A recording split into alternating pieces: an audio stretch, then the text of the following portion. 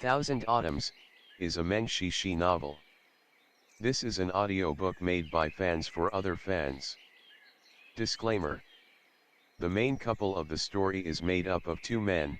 If you don't like it, don't listen. Thank you. Remember, subscribe and click the bell to stay updated on all the new releases. Enjoy. Chapter 117.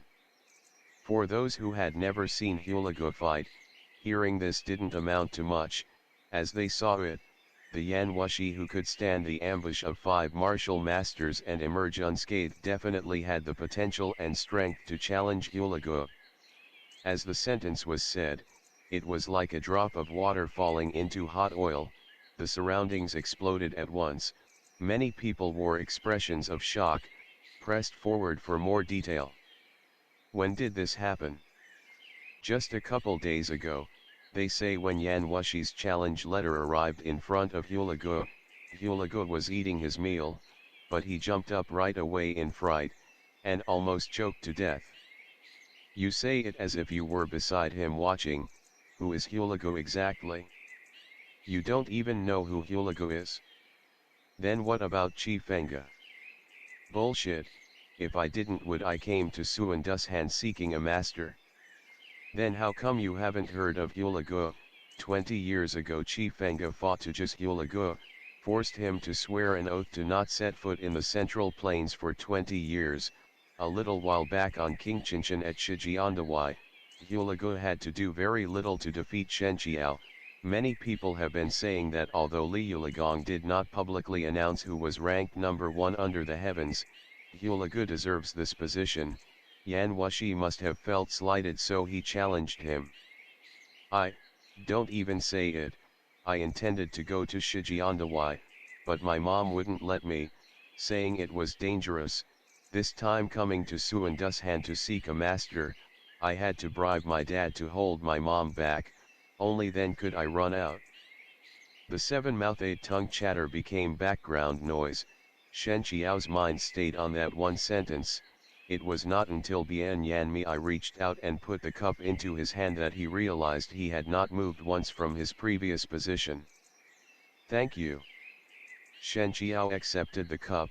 Inside there was bamboo water. Before we left, did Yan Zongju mention this? After he said this, he felt this question was a little redundant.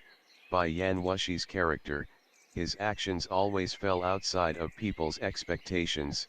Even if his parents were still alive, they would have a hard time anticipating him, never mind his disciple.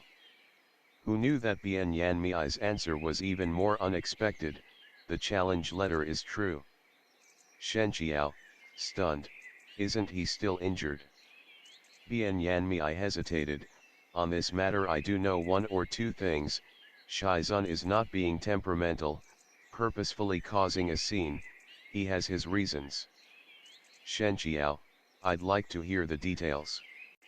Bian Yanmi, I heard that on King Qinchin, you crossed paths with Hulagu. Shen Qiao nodded. That's right. Hulagu has emerged after 20 years of seclusion. His power is greater than before.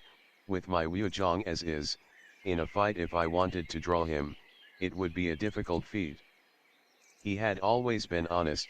He believed a win was a win, a loss was a loss. He didn't consider it hard to say on account of him losing. Despite how strong the enemy was, he said it straightforwardly, no over or understatements.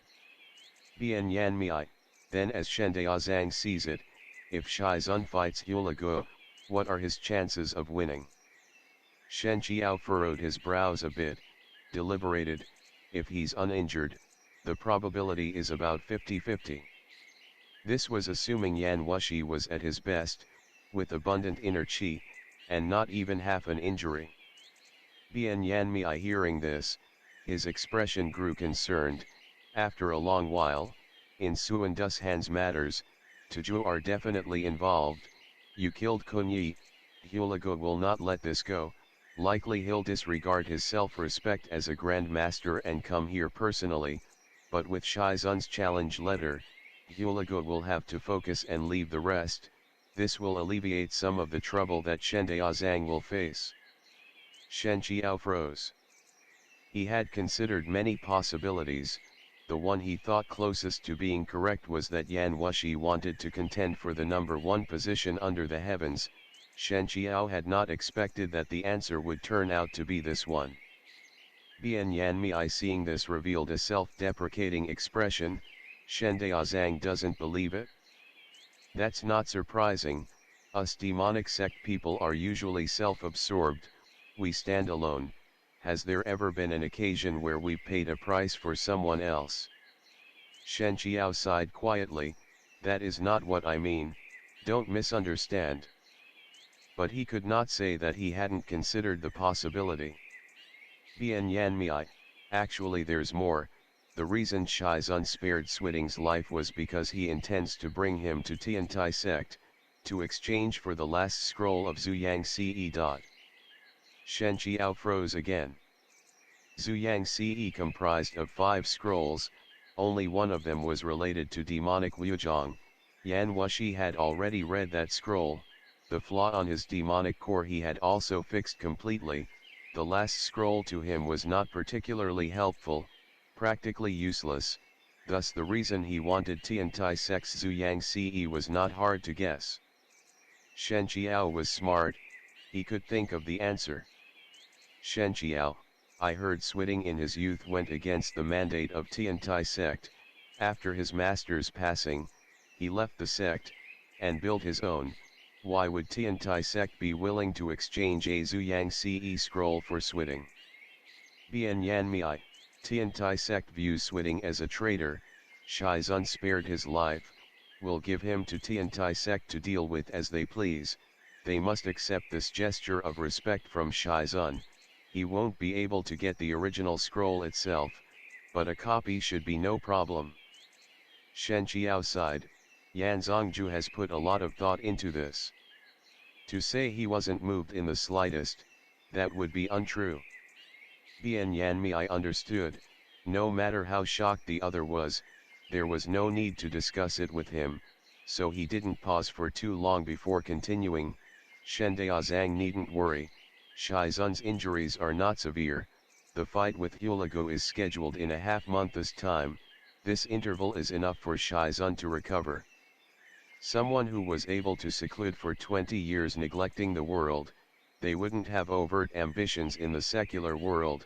Hulagu was no exception, although with his position and rank he couldn't be completely divorced from Tuja's ambitions, but he was a martial artist first and foremost, as he saw it. Yan Wushi's challenge letter held more allure than Xuandu's Han. Half a month was not short, not long, since he chose to attend the fight. In the meantime he would not distract himself with Xuandu's Han matters. This cause and effect, Shen Qiao only had to think on it a little to understand. If Yan Wushi were to explain all of this to his face, he might be moved, he might politely decline, but it would not have affected him as it did now. Even if there was no Shen Qiao, it would be difficult for Yan Wushi to avoid crossing paths with Hulagu in the future, but it could be a later thing. For him to choose to challenge him now, there was no doubt most of the rationale lay with Shen Qiao. A previously heartless, selfish person was able to accomplish what even the most sentimental of people might not be able to. How could one not be affected? Bian Yan Mi discreetly observed Shen Qiao's reaction. He found the other had gone silent completely. He thought, has he been struck dumb? Shen Qiao. Shen Qiao did not react effusively as he had imagined. After a period of thinking in silence, he turned very calm. Regardless, we are already here. Your Shizun has moved heaven and earth to help. If I don't resolve things here, I won't be able to face him. Bian Yan Mi nodded. Later let's ask someone about the situation on the mountain. Tomorrow we'll go up. Shen Qiao, yes. Their stylishness stood out, particularly Shen Qiao with a long sword on his back, wearing Daoist robes. They quickly attracted the attention of the youth close by. From the group that had just been loudly debating, one of them boldly stepped forward to strike up a conversation. "Dare I ask if this Daozang is from the Xuandu Purple Pavilion sect?" Shen Qiao had been intending to seek out a disciple that descended from the mountain, now seeing this group, suddenly had another idea. "No, this poor one is Shen Qiao. This time I am going up to the mountain to visit a friend. How about you young friends?" Hearing that he was not, the group was a little disappointed, but since he had stepped forward, he couldn't just walk away. "We are here to seek a master. I am Duan Ying. These two are my friends Zhang Chao and Zhon Bojing." The three of them greeted Shen Qiao and Bian Yan Mi formally. Shen Qiao nodded in acknowledgement, briefly raised his hands to return the gesture. Duan Ying didn't notice. The other two, seeing this Daoist merely perform a perfunctory greeting, not even bothering to get up, were a bit vexed. In reality, Shen Qiao as himself, never mind raising his hands, even if he made no movement at all, no one would say anything. Duan Ying asked, "Since Shen Qiao Daozang is visiting a friend on the mountain, you must know Xuandu's Han's Zhengren? We've long admired Xuandu Purple Pavilion, seek to enter Xuandu sect as disciples. We heard that Xuandu's Han only accepts disciples twice a year at spring and fall equinox. Our arrival was poorly timed. Would we be able to ask Shen Qiao Daozang to recommend us?" After this question was asked, his two companions looked at Shen Qiao with high hopes in their eyes. Shen Qiao laughed. "Actually, the one I am familiar with is not the Zhangjiao or elders, but the Daoist who manages the stove fire on the mountain. I cannot help you." Seeing their disappointed faces, he added, "But every 5 days, there will be Daoists who come down the mountain to buy provisions. Beside this inn is a pastry shop that the Daoists like to frequent. Just be mindful of this, maybe you'll meet them very soon." Hearing him say this, the three of them exchanged glances. "If so, thank you Daozang for letting us know." Shen Qiao waved his hands. "No need. If you can enter Xuandu sect as disciples, then this poor one will have gained 3 friends on Xuandu's Han.